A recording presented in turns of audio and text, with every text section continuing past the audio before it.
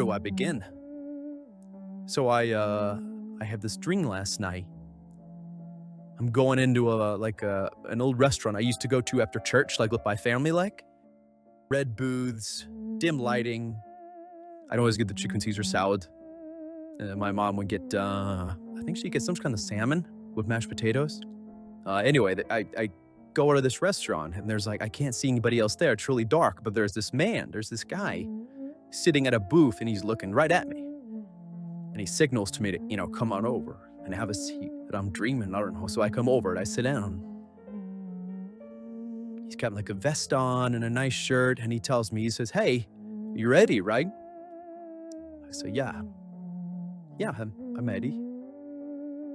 He ashes his cigar and he's got this suitcase on the table and he leans in and he says, "Ellie, I need you to play a game." So I say, I like games. What do we got? Hungry, Hungry Hippos? I used to always play that when I was a kid. But, so he opens his suitcase and something feels wrong.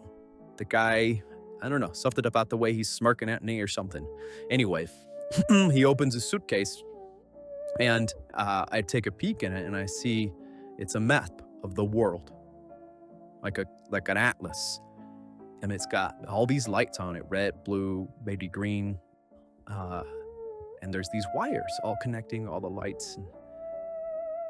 And he looks at me and he says, "The stakes of this game are, if you lose, I'm going to blow up several cities."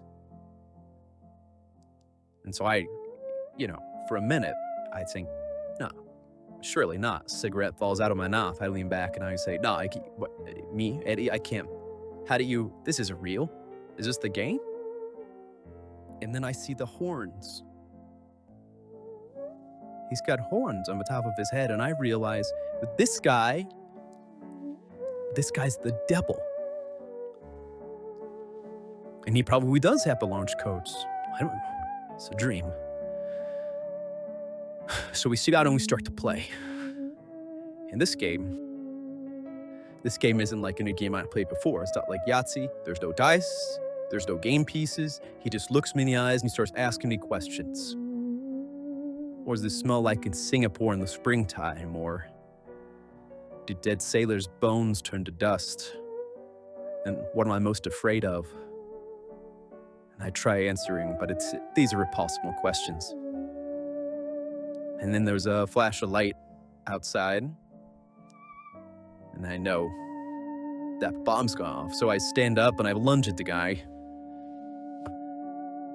And the last thing I can remember thinking is I should keep my mouth open so that my eardrums don't burst from the shockwave.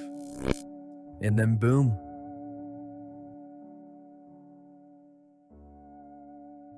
I wake up.